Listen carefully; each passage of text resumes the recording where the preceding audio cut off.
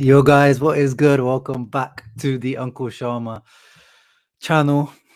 Here for a post-match reaction of the Derby della Madonnina, Derby di Milano, whatever you want to call it. Well, that was a good match. If you're a neutral, that was a good match. But for us, it was a good match for Interisti.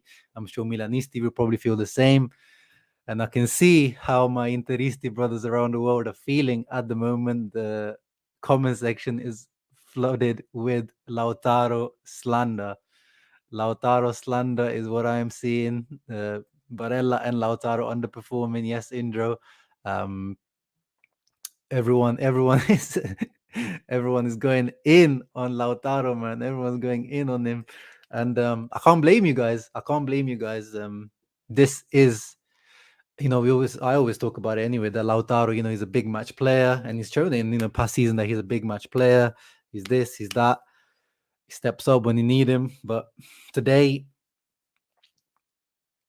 we lost because, well, we didn't win because of Lautaro, we could say, because he missed the penalty that would have won into the match, right? He missed it. Simple as that. Football, we can talk about tactics, we can talk about, which we'll get into, what went well, what went wrong. But at the end of the day, you score the penalty, 2-1, and you won the match. Like my guy, HAKAN, you get me? I mean, I was talking about it before the match. Remember that, he's gonna score something, he's gonna celebrate in front of the Curva Sud. And it actually happened. Like I was kind of, saying it half-heartedly that it's gonna happen, but this guy actually made it happen. He actually stepped up. He actually bullied out, well, not bullied out, but he asked Lautaro for the penalty. So fair play to Lautaro as well for giving it to him, because Lautaro is the penalty taker. And yeah, look at this, ice cold in front of the curva. I mean, Dzeko didn't even let him celebrate properly. Did you see he was trying to do the knee slide, and Dzeko just pushed him over. But yeah, balls of steel, this guy. You have to give him credit. He's been slandered a lot, and I've said in the past, I don't like him as a player, but since he signed for Inter, I've been protecting him, and I feel like today he was one of the best players out there today for sure. I don't know what you guys think of it. And even here, in the first few minutes when he was fighting with Tonali, look at this little dive from Tonali. That is wow. I mean, delayed reaction. Oh, but yeah, this guy was put his heart and soul on the line. You could see how much this match meant to him. We were talking about, should it be Vidal, should it be Hakan starting before? But I think today Hakan showed that, what I was talking about. You just have to use that fuel when these players come from the crosstown rivals, and they come in these controversial circumstances where he's so slandered by the previous fan base as well. He's got something to prove, and yeah, he proved it for sure. But yeah, let me get into your comments, guys. It's a disappointing result. It's a disappointing result. There's no way around it. Okay, it's a draw. We didn't lose, but Inter, where we are right now in the table, we needed the win. Milan, this is a win for Milan basically, because they didn't have to win. We have to win to make up the points, and Napoli didn't lose, but didn't win, but didn't lose. So literally, the top three is exactly the same as it was before. Nothing has moved. So that's not what Inter wanted. We wanted, potentially Napoli to drop some points, which it did, and we had to beat Milan. It's as simple as that. Let's see the table, actually, what it looks like at the moment. So yeah, still that 7-point gap, which is, the more the season will go on, the more it will get worse. And of course, Inter next match we have to play Napoli. So potentially we're more likely to drop points than Milan. And who have Milan got next up? They've got Fiorentina, who are can be tricky customers away as well, but still, this is not the result Inter wanted or needed. And at the end of the day, I don't know what you guys think, but I think Inter deserved the win, no? At the end of the day. Let me see what you guys are saying. Respect to Hakan, man of the match. Yeah, we can get into that for sure. We can discuss who the man of the match was. Mo's going to join me in a minute. And yeah, once again, the same big match things that we've been talking about a lot in the last every single big match. Real Madrid, Juventus, Lazio, every big match that we played this season, it seems like, and I was saying before, and I apologize for not doing a proper preview, but I did go on Interworldwide to do a little preview. But I would have taken having a bad performance today and just getting like a jammy win. I wouldn't care about the performance today. I just needed the win. Once again, though, the performance was actually good. The performance was good for about 60, 70 minutes until Milan kind of came back into the game. As Benjamin says, that's 5-6 minute stretch. But we needed the win. We needed a win, and to really protect this badge that we had right at the front. We can't be dropping far too far back from Milan. Massimo in the house channel member, what's up, man? Frustrating final 10 minutes. Yeah, if I honestly thought we were going to concede in those final 10 minutes, you could see like all the rebounds were dropping Milan's way. Zlatan, he was completely anonymous for like the whole match, and then just kind of woke up the last 10 minutes. And Handanovic did a Handanovic moment with that Salamakers shot where he just stood still, and then luckily Kessie missed. But overall, Inter definitely had the more chances, the control of the play. I can't really complain about the 1-1 overall because of those last 10 minutes. But Inter should have got the win for sure. 75 minutes in, yeah, we got to talk about Inzaghi's game management once again. 75 minutes in, one sub, and it was a forced substitution. I don't think he would have even made that because Barella had to come out because hopefully the Barella injury isn't anything serious, because you guys know how important Barella is, and this is what we've been talking about in terms of Inzaghi last few matches not rotating, especially Barella around, and then even Dzeko as well. It looks like some sort of muscle pull, because we've been talking about how Dzeko's been gassed out in general at his age. You can't play as much as he has been. And then Barella, it had to happen at some point. He overstretched that for that tackle. Bad touch from Barella. Barella was subpar today. Let's not lie. I know we like to protect our golden boy Barella, but Barella wasn't very good today. Brozovic was not good today. Yes, he was closely marked. Yes, Krunic was basically doing the Kulusevski on him, closely marking him, his shadows following him into the toilet. But even when he wasn't marked, there was bits he lost the ball at one point when there was a corner, gave him a counter attack. There were a few times where he was dilly-dallying on the ball. At the same time, we Interisti know why these guys might have a dip of performance, because Brozovic, Barella, especially those two, they haven't got barely any rest. They play every match for the national team as well. So there has to be some sort of, and there was a very physical match today, very intense match. You could see some of the players had cramps, and some of the players were stretching out every few minutes because the match was just crazy intense. It was a great, that was a proper derby. It wasn't like the Juventus one. The Juventus one, Allegri and his team just killed the match off. The most of that match I was just kind of watching it like a normal Inter match. But this match today had my blood pumping, and I could see the blood was pumping. The emotions were flying, tackles were flying. It was a proper derby. But in the end, I think Inzaghi's game management today, once again coming into question. Giannis, we've never seen this season, still haven't won a big match.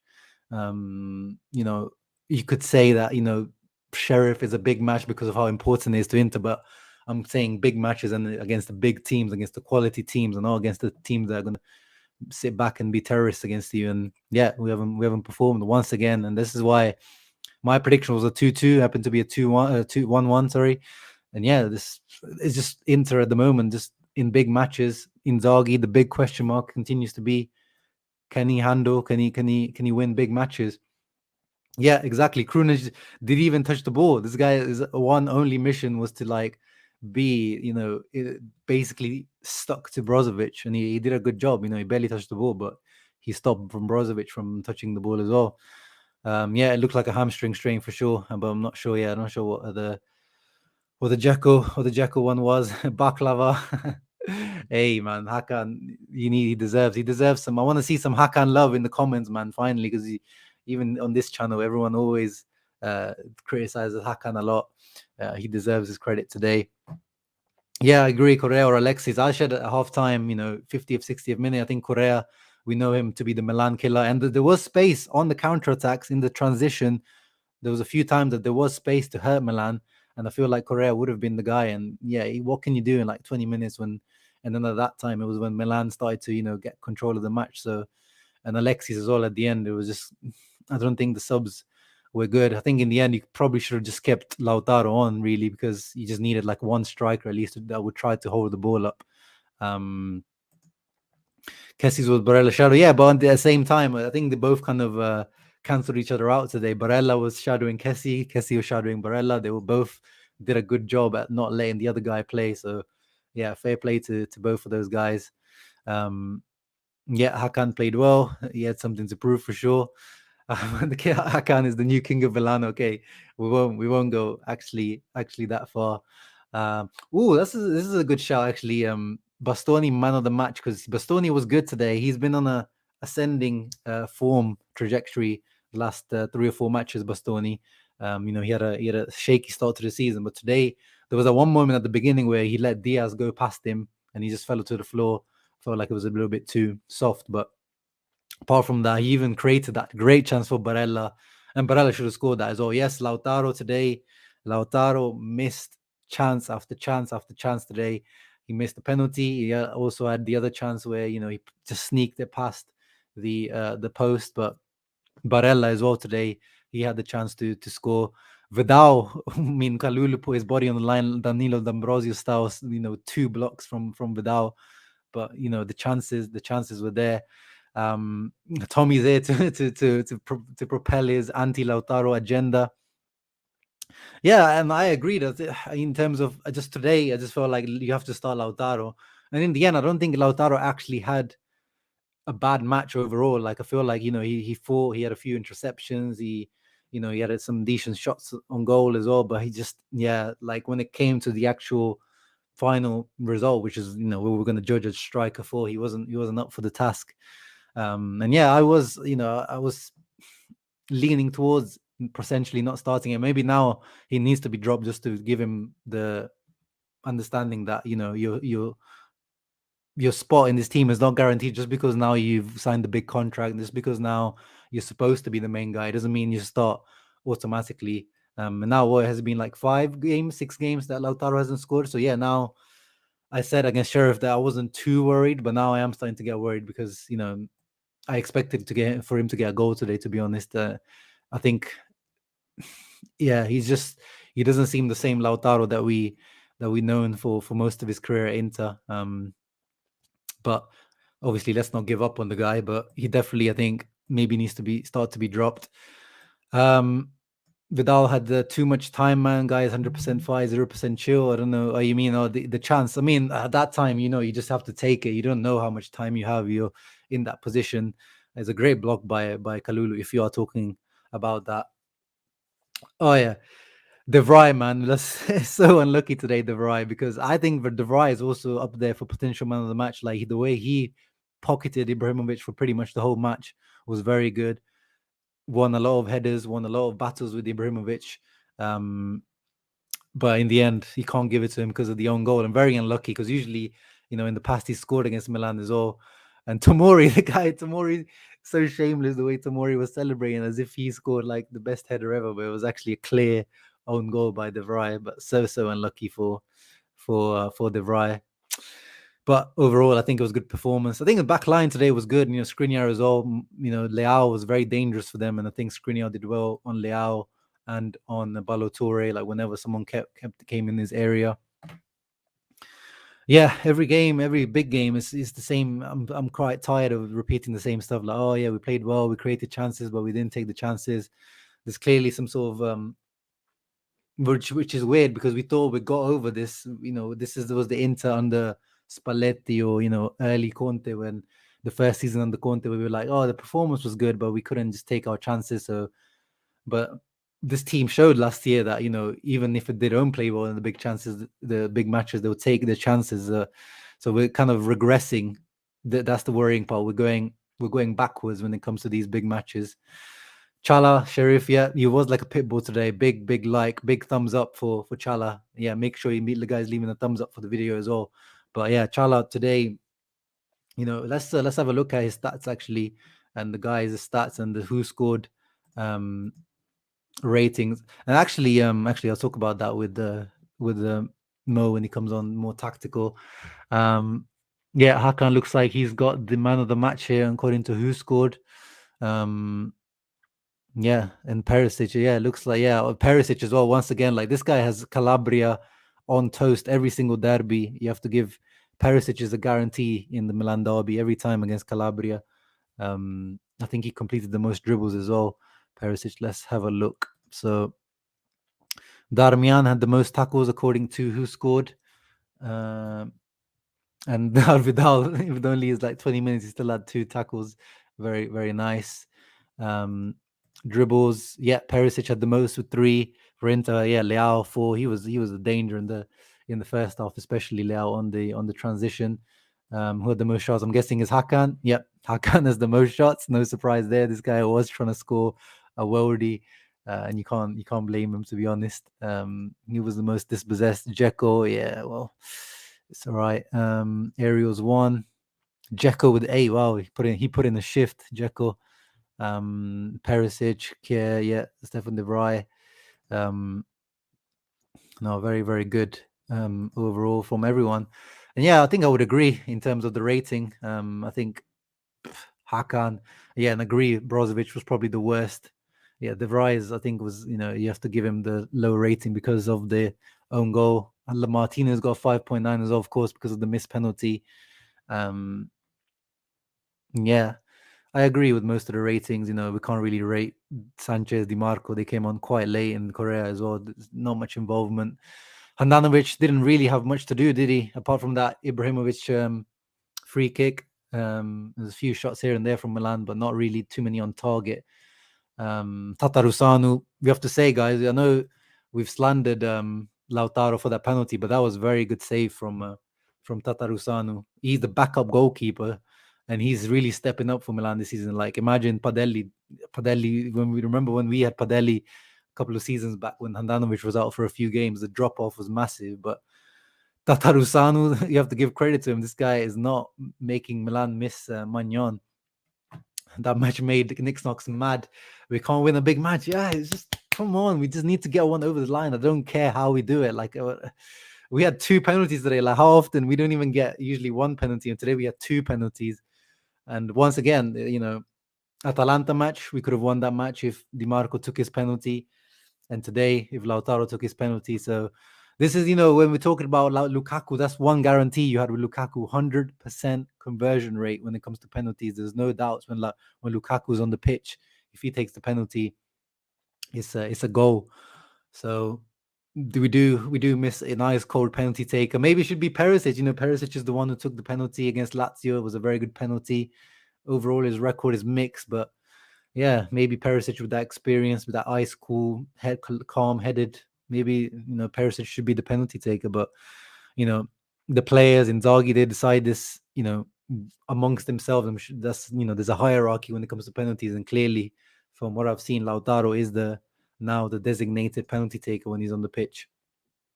When Limon learned to stick on Danilo instead of brick freeze in the clutch moments, yeah.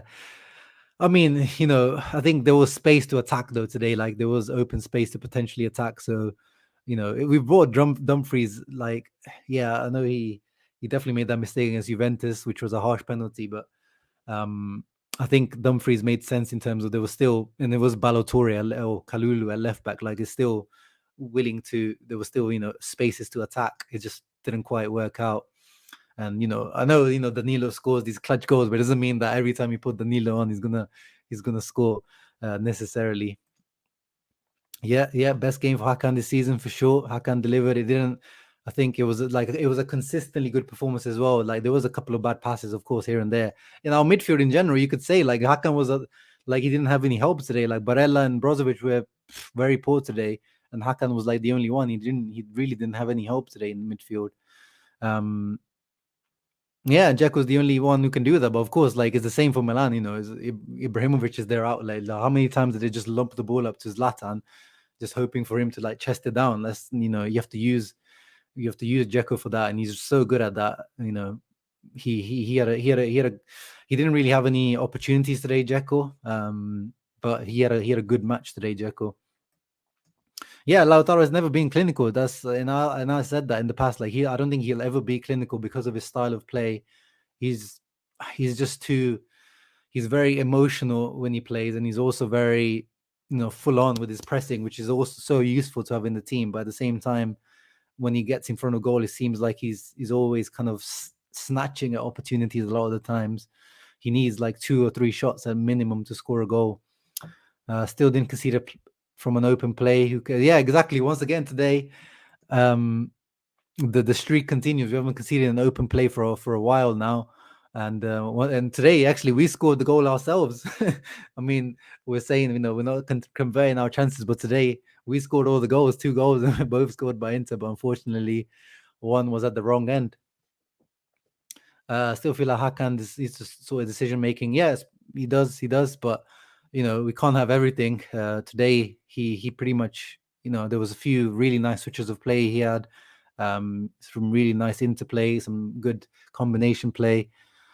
And also the partnership up front, Dzeko and Lautaro are our best strikers, but they just don't seem to have much of a partnership. Like still, where we're in November now. I was talking about this at the beginning. Like, of course, it's gonna take time, but it doesn't look like those two just are on the same wavelength. Like they just, you don't see them linking up. And I don't want to use like the Lautaro and Lukaku as an example, but there's lots of partnerships out there where you can point to where there's a good connection. But Lautaro and Dzeko just didn't seem to be much of a connection. Yeah, 7 points isn't the end of the world, of course, and I think we had the same kind of gap last season. But the same time as the teams in front are not dropping any points, that's the problem. You were relying on other people. We have to continue winning and also relying on other people to not win.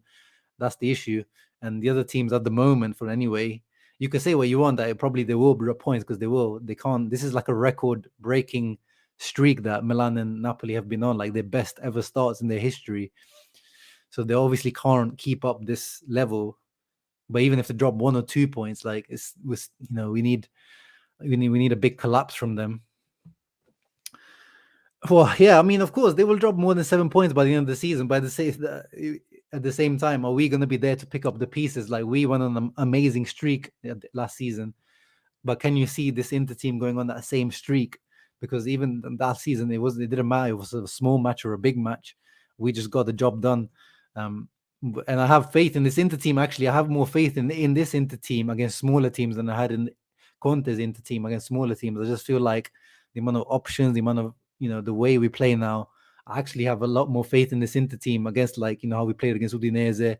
But in big matches, I don't have faith in this Inter team at all at the moment.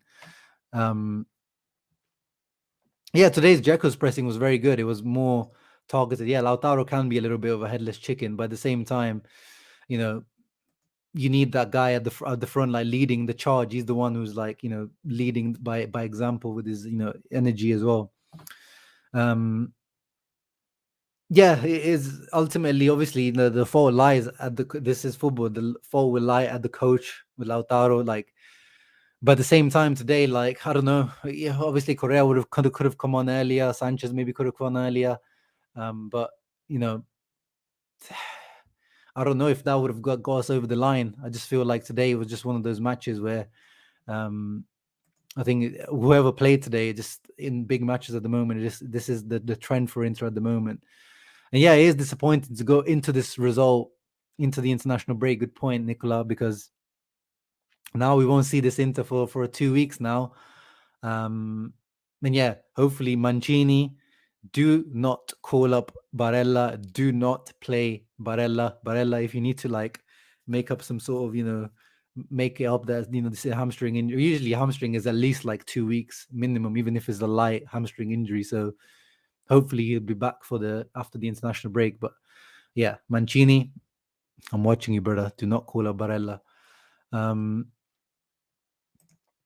Yeah, you could say that purely today in terms of in-match management and his substitutions. I think he was better than Inzaghi, but I think Inzaghi, overall had a really good match. I think once again he's showing the signs are there from Inzaghi that he's able to make the right adjustments for these big matches and get his team up mentally ready for these matches. But it's just that final bit, we're just not getting it over the line. It's so disappointing.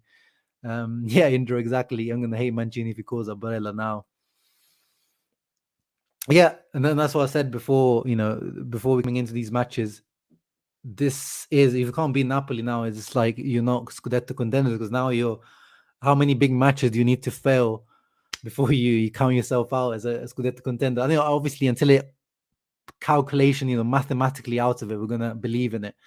But on a moral level, on a emotional level, you can't feel confident about it until you beat at least one of these big teams and you like make a big statement to the rest of the league, like, yo guys, remember this. This is why we own this right at the moment. So don't forget about us.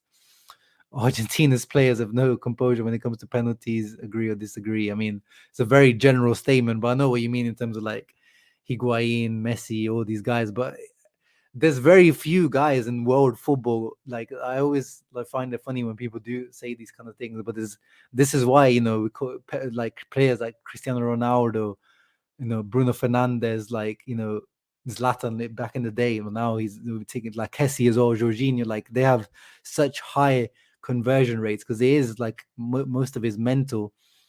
And Lukaku, it was a cheat code having Lukaku on a penalty. But in general, penalty takers, Insigne for Napoli, like the guy's already missed like 2 or 3 penalties this season by himself, and he's still taking the penalties for Napoli because he's the captain and all that kind of stuff. But you know, and like with Lautaro now, I don't want people to say that Lautaro shouldn't take penalties. I want Lautaro, if he's the designated penalty taker, he should be, stepping up whatever the situation is. And I'm sure next time he'll bury it. Um, Perisic man of the match for me. Yeah, I think he's definitely up there. But I have to give it to Hakan today. I have to give it to Hakan because the mentality to put that performance in today was just astounding. Yeah, Milito was a great penalty taker. Either Perisic or Chala MVP. Yeah, I agree. What about? Yeah, I'm guessing. I'm not even gonna ask actually flop of the match because I know you guys are gonna be. I know who you're gonna say the flop of the match is. Has to be Lautaro, right? Um, Alliance with Napoli con la Sacra Alianza, Milan lo scudetto non lo alza. Uh, we'll see. Hopefully, Napoli, when they play Milan at some point, do us a favor. It's not just today. Lautaro almost has no end product. His confidence. Yeah. No, we've talked about it. It's been 6 games now, so he probably does need to take a seat. Yeah, this is if he scored the penalty today, he would have given them that boost.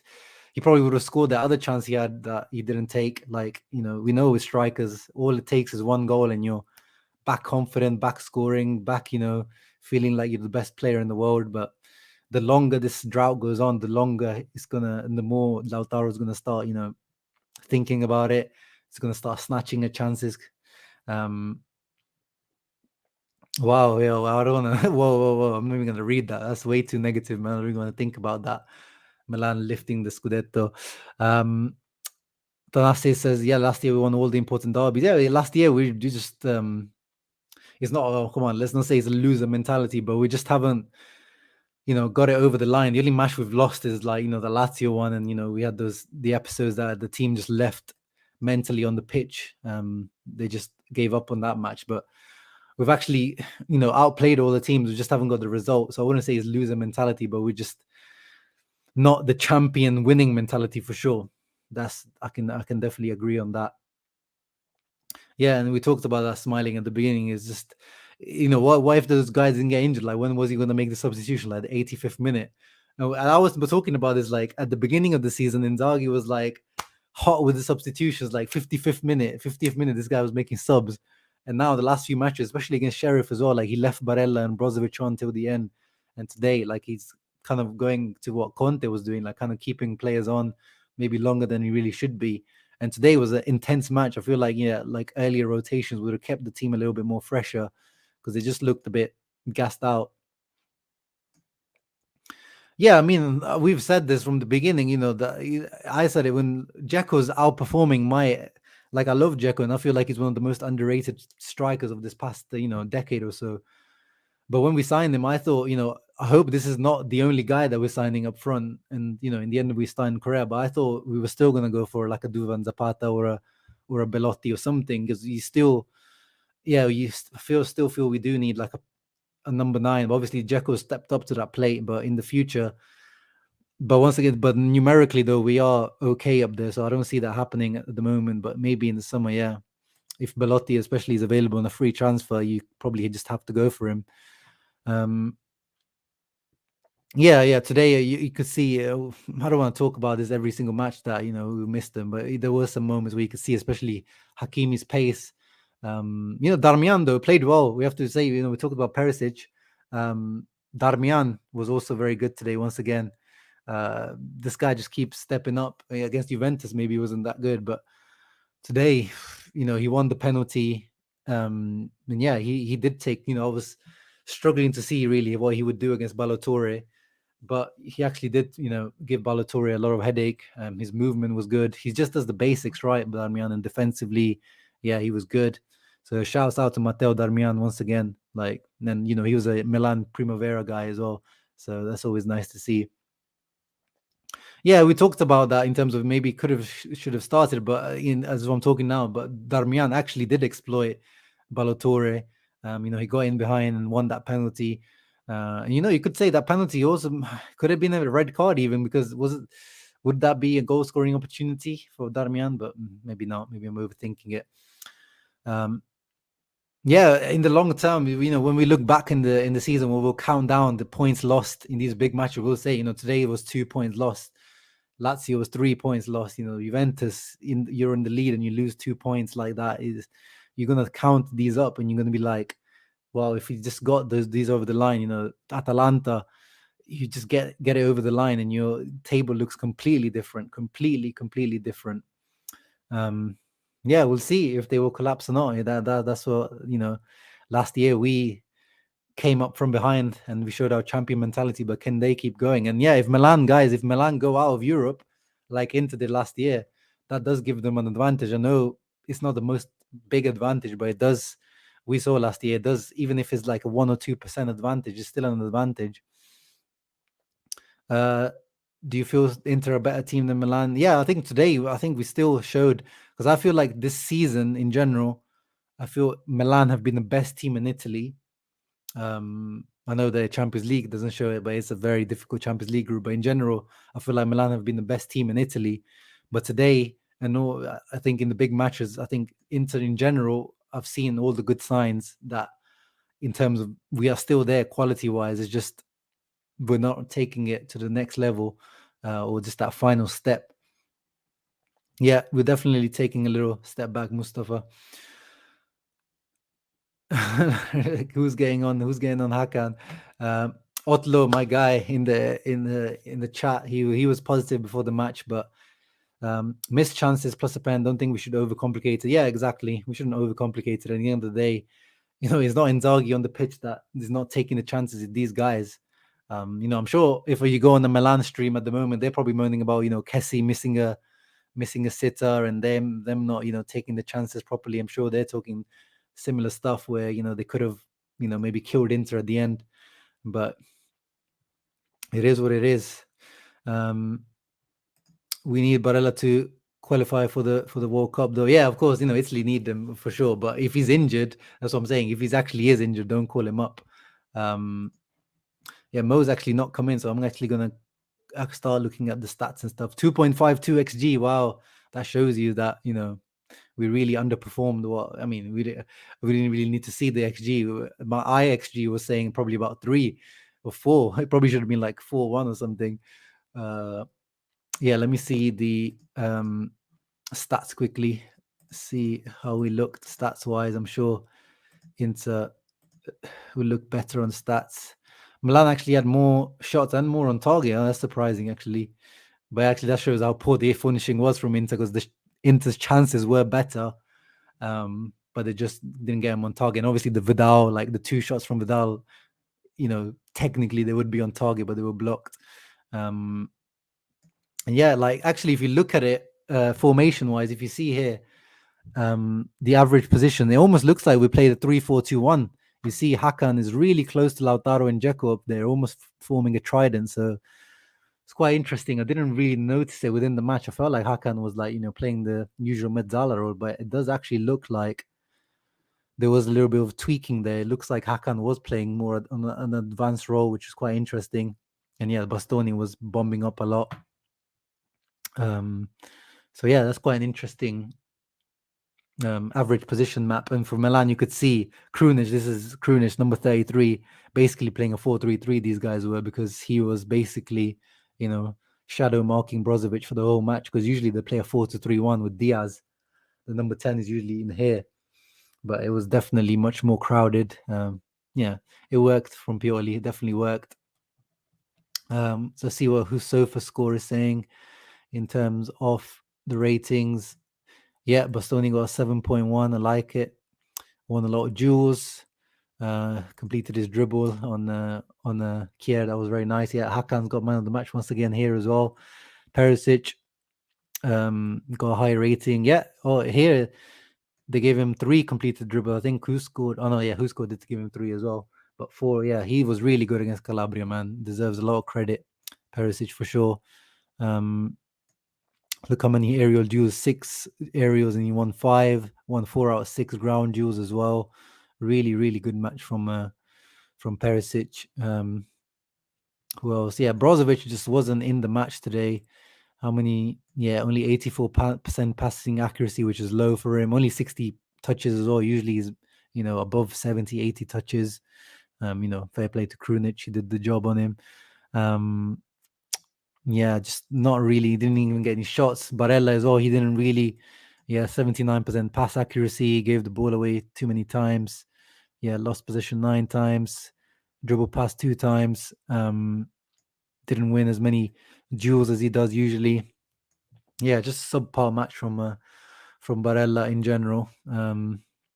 What about the Milan guys? Who did they give it? Leao. Yeah, I guess because statistically he had the 4 dribbles completed, so the statistics like Leao. But I don't really know who would be man of the match for Milan. I think no one really stood out for me for Milan, really.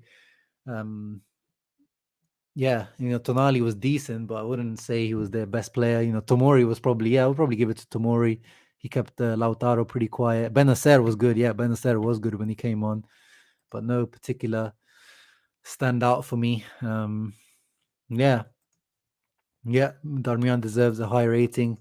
Any info? No, the info will come in the coming days, bro. In terms of Barella, they'll do the scan. They'll see how bad the hamstring injury really is. So we'll see. Hopefully, fingers crossed, nothing serious. If we were to take a positive out of the big matches this season, Ahmed says, with the best team in Italy, we just like the killer instinct. Yeah. But we keep talking about this. There's only so many times we can say the same stuff, and we need to have that killer mentality, really. Don't doubt the HAKAN mentality. Yeah, man, the guy celebrating like that, like you have to give. I was criticizing potentially. I was like, I don't know if he's that kind of guy. Is he that kind of guy that's able to get the fuel from the boos and from the whistles? But he actually did. Like today, he was, he really, worked off the whistles that he was receiving. Boca, this is the positivity we probably need right now. I like it. Inter will win the Serie A for sure. Okay. I like the positivity at the moment. They haven't shown it to me. Until we win a big match, I'm not gonna go on the Scudetto train for now. I'm still a believer, but they just haven't shown it to me on the pitch, to be honest. Yeah, I agree. At the moment, Darmian, he's just owning that right wing back spot. I agree with you. Declan Rice in Milan. Do you know how much West Ham won for Declan Rice? They won like 100 million, and he's not worth 100 million, even though Declan Rice is a good player. I don't know about 10 times better. I think you guys are exaggerating now. But he's definitely better than thingy. We got my brother Mo in the house. What's up, bro? How How you are you doing? guys? We just finished an Inter Worldwide, so I'm sorry. I'm No, late. no I know. worries. Yeah, I told you that I'm coming in. I'm sorry. We just finished with it. We got heated. The conversation got heated there. Oh, really? Like, About like it's what? like we were like, it's not heated. It's like with conversations like, who's like is Inzaghi the one that's gonna take the Scudetto? Like they're gonna take us to Scudetto, stuff like this. But anyway, thank you for having me here. Yeah, Go ahead with I'm not the gonna stay on comment. for very Yeah, long, but yeah. give me your quick thoughts. And there's actually one thing I wanted to ask you about. I've been waiting to talk to you about it because I had the average positions up on who scored, and it looked like we were playing a 4-3, or sorry, a 3-4-2-1. You see how close Hakan is to Lautaro and Dzeko. What did you think of? Did you notice that? Because I didn't notice that. So I noticed that at the end of the game and at the end of the first half, where Hakan was the last one to recover in a defensive play, in a Mhm. transition. And I'm like, okay, hold on. I'm watching on TV, so you don't see what's off the screen. So I thought to myself, this must be Hakan being the highest guy on the field from the midfielder, so he's the last one to recover. Yeah, And it's something that me and you, I think I talked about this in the beginning of the season when I told you that the difference between Conte and Inzaghi is that Conte likes a midfielder to be very, very high, like what he does with Luis Alberto or Sergio yeah, Milinkovic-Savic, and that takes away from the recovery for that player. It needs a big lungs, like it needs something. It needs a lot of fitness to be able to go all the way and recover in the transition, especially today with Lautaro and Zeko losing the ball easily, because I thought they actually had a really bad first touch. And that's something. And at the end of the game, Hakan was actually tired, and yeah, I thought that in the last 10 minutes when Vidal came in for Barella, I thought Sensi would have been the next big option, because now I need somebody to dictate the game, because we lost the game. The last from minute 80 onwards, we were actually in control from minute 46 until minute 80. yeah, And yeah, people saying we should have won the game, right? But until after minute 80, the recovery of the midfielders were really, really bad. It's only Vidal. Brozovic was running like his ass off to cover for Hakan on the left side. Perisic, Correa, Sanchez, people were trying. I thought Sensi would be the right option at this moment, right? Like, right? You don't think so? yeah. No, I was the same. I was like, I was hoping to see Sensi warming up or something. I was like, come on, I can see Hakan was like breathing very heavy. He was like, and it was a very intense match. Like all the players were quite tired today. You could see. And he was my man of the match, by the way. Hakan, is he the same for you or someone No, else? it's Perisic today. The one that didn't put a foot wrong today was Perisic, That's to be true. honest. The second one I wanted to take, you remember also we talked about Bastoni not playing great, not having Hmm. the best start of the season. Yeah, But I yeah, think today Bastoni showed us the class of why he was one of the best defenders probably in the world the best 10 defenders in the world last year. The he should have gotten an assist today. Barella should have batted that one. It's a yeah, great clearance from Tomori on the goal line. But if Bastoni today got that assist, it would have been great. I wanted to ask you about the penalty, and I'm going to tell you my opinion after you say. I'm sure you talked to the fans about it. In yeah. short, is it a penalty or not a penalty for you? The first one. Yeah, I think it was clumsy. It was a clumsy tackle from both sides. You could say that Hakan kicked him first, but I think he just got himself in front of him, and then yeah, it was just clumsy by Kessie. He didn't notice Hakan, so I think it was a penalty. Yeah, to me, it wasn't a penalty because I think Hakan or Zeko. So my point here, if Hakan and Zeko, any of them would have touched the ball, now it's an interest position. Hmm. Now any touch, you're denying them from getting the second touch. But nobody touched the ball from the three players, and the last player to touch the ball was actually Kessie. So the ball is still in his position. So any touch to that and benefit to the defender most of the time at these positions. Yes, they Hmm. picked his pocket, but I don't think. I think the referee should have waited for VAR to tell him to go look at it, and then at that point he makes his decision 50-50. But because he called it, it's not a clear and obvious error, and they Yeah, yeah, didn't revoke it. And that's again some of the things we said last season. Sometimes they're too fast to whistle, yeah, and then it's not a clear and obvious error, and now okay, so I can't change my mind. yeah. Last point to close up, Mo. What do you think about this comment? Do you think Milan are they a better team than us right now? So I think Milan is not a better team. I think Milan is better coached than us. So this is something that's very controversial. I know that people don't like to hear that, but I think it shows we are now. Inzaghi is caught between, and the people who saw me in Inter Worldwide, I said the same, is caught between the first half, especially for most of our games, 80%. He's caught between changing the system to what he likes and the winning machine that was going on under Conte last year. He's And in the that middle. does not exactly, I'm like, he doesn't know exactly, like he doesn't want to change the whole system to what he likes, but also he wants to put his mark. And that's why most of our first halves are really bad. And Fiorentina, we talked about Fiorentina, Sassuolo, a lot of games, but also second half, tactically, he's very superior in reading the game and knowing what's going on. And this is why we come better. But Milan, I feel that every player on the field, they know exactly what they have to do at every single point of the game. Even today, he was actually trying to make them defend because he wants the point, because Yeah. 7 points for him is better than risking Yeah. and losing the game. So to me, I think Milan is not the better team. It's actually, until now, they're more stable and they have the coach's tactics imprinted in the players' heads, and we still need time with Inzaghi if he's going to stay the same time. As Pioli, I think will be the better team. Yeah, no, you have to give a lot of credit to Pioli. I've said in this season that they're the best team in Italy till now, and yeah, like that Roma match that convinced me. Like Pioli is coming with so many different ideas and tactical ideas. Like every single match, there's something new that he implements. Like it's very, very impressive. But again, yeah, as Future Hendrik says, Pioli's been coaching the team for like 2.5 years now, so he's has time. So we have to give Inzaghi time to implement his ideas and everything. But yeah, Mo, sorry, I've already been No, on it's okay. for I'm here just to, because I'm sorry I'm late. We stayed at Interworld Wide for long. No, it's good. I'm sure I'll tune into your guys' reaction for sure, guys. So make sure you guys check out the Interworldwide reaction as well. Any closing comments, Mo? What about the Scudetto run? We're still there. We're still there, right? Last year 15 game, we still was 7 points behind, right? Like, just Exactly. guys, remember this 11 games in. This is, who knows if Juventus actually, talk to me in 10 games. Talk to me in the game like 20, week 20, So and we'll guys, see. me and Mo will be doing a tactical deep dive in the international break. So we're gonna take a look at the tactical differences between Inzaghi's and Conte's Inter. So we're actually gonna take screenshots and we're gonna be prepared and show you guys the different situations the players find themselves in under Inzaghi compared to Conte. So yeah, make sure you look out for that in that international break period, because we always we need some content in that period. So yeah, it's gonna be good, right, Mo? Absolutely, man. I'm looking forward to that. Now we're 10 games, 11 games in, and we can see the difference between Inzaghi and Conte. Exactly.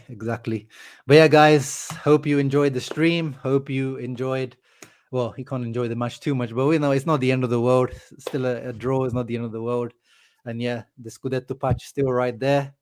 We go again against Napoli in 2 weeks' time. So make sure you guys tune in for the previews and all that good stuff for there. Make sure you follow Mo on his Twitter and all that good stuff, and check out Inter Worldwide. Ciao ragazzi, Forza Inter, and me. Leave a thumbs up down below. Ciao. Thank you, guys.